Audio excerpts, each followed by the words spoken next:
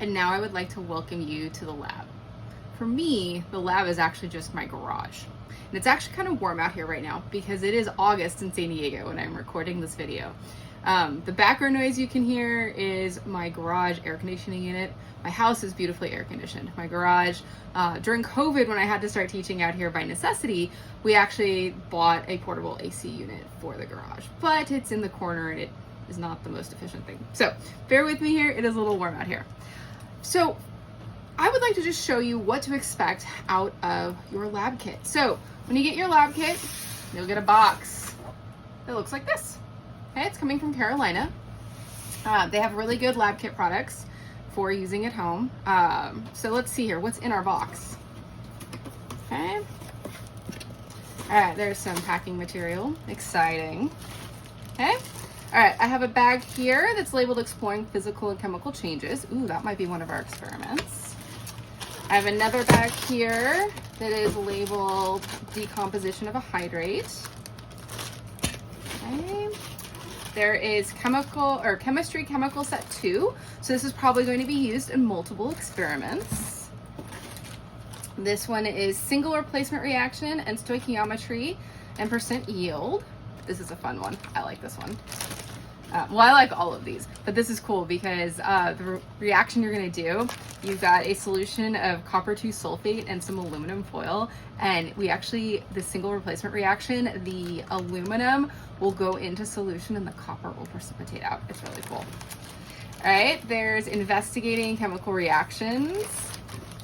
There's a baggie of Principles of Chemistry equipment. So this is a lot of your basic equipment stuff.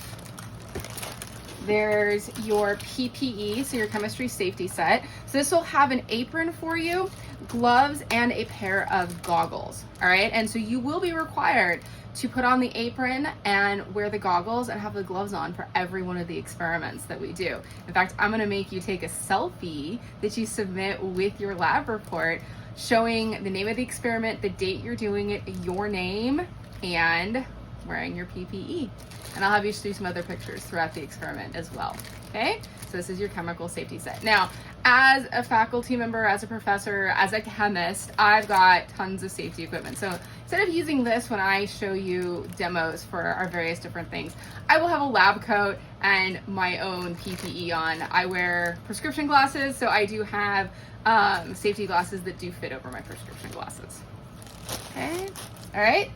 Then we have this little green bag that says Exploring Density. These are tiny little pieces in here. Don't open this till we get to that experiment. Okay. And then we have another bag here that is labeled Chemistry Chemical Set 1. So this has some other chemicals in it. You'll see some straight pens, some food dye, baking soda vinegar, hydrogen peroxide. So again, these are going to be things that we will use in multiple experiments. Okay. So one of the things that's really important when doing these lab experiments from home is identifying a good, safe place to do your experiments. I do mine out in the garage because I can have things set up out here where I don't have to worry about my dog getting into it.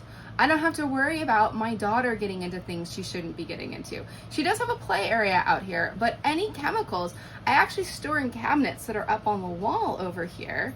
And then any of the stuff that's in my lab bench, and yes, I do have a lab bench in my garage. It's a modified tool bench. Any of the equipment that's in my lab bench are things that won't harm her. And so that is one very important thing. I also close the door when I come out here.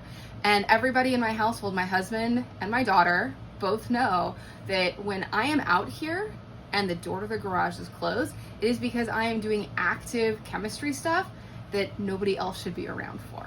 Okay, so you will need to identify those areas that you can work in. Now, when you get your kit, some things that I recommend, all right, keep things that are labeled like this, the decomposition of a hydrate, keep these intact. That way you're not searching for all the components when we do each particular lab, okay? When you have your chemical sets, not a bad idea to go ahead and leave those in the bags that they come in either.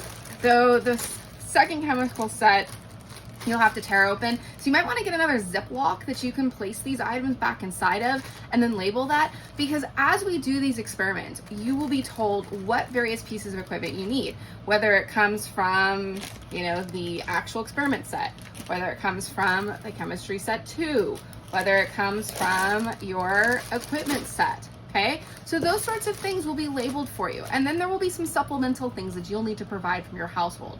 Like maybe you'll need, a paper towel or a pencil or things like that. All right.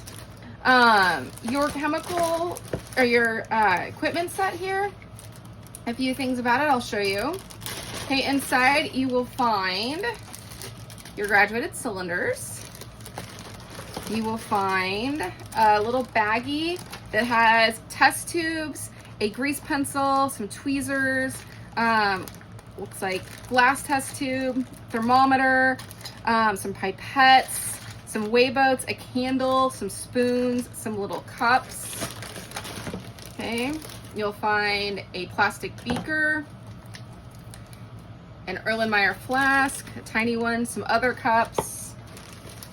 Okay, you will see a little box like this. This is your pocket balance. These are really cool. Okay, this allows us to weigh things out at home. Inside this box, you will find a little balance that looks like this. You'll have some batteries with it. Okay, and then you'll find this box. Okay, this box might seem a little bit strange, but this is actually your test tube holder. So to use it, we're gonna go ahead and pop it open. Take the piece out. You pop it open. Okay, and then this pops open, see? And it slides down inside the box like that. And then the box is perforated so that you can remove, and then you've got a test tube holder. And so when I take my test tubes, I can put them in there and hold them like that for my experiments. And then this you could just check. Okay, so your equipment set, you may need to deconstruct that because you will be using all of these things over and over and over again. In fact, you'll need to be able to wash them. Now, everything in these kits, technically speaking, because you're at home, you'll be dumping it down the sink. So one thing I recommend when you dump it down the sink is turn the water on and have the water run for a moment, and then pour your waste into the water and have that flush it down. And then you'll need to wash. Now, when you wash it, or if we ever mix any solutions, you'll want to do it with deionized water or distilled water.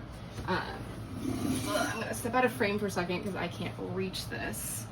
Okay, but what you will want is, a jug like this, okay, that is distilled water.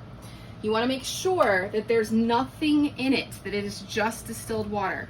Read the label because some of them can be a little bit misleading. When we first went online for COVID years ago, I was pregnant and I actually was not supposed to leave the house because they didn't know how pregnancy was going to be affected by COVID. So I had to send my husband out for water so that I could do some demos. And he brought back a jug of what he thought was appropriate water, only it was just filtered drinking water. It wasn't deionized or distilled. And so when I read the ingredients, there were still ions in there. All right. So you want to make sure that you're getting actual distilled water. And so when we're done, you pour out what's in your beaker or in your test tube, and then you rinse it multiple times with your distilled water so that it is clean and ready to go for the next round.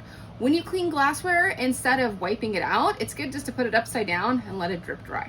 Okay, so you may want to have a good storage solution for all of these loose miscellaneous components. You can keep them all in the Carolina box, or you can buy some sort of plastic tub storage that you can store them in.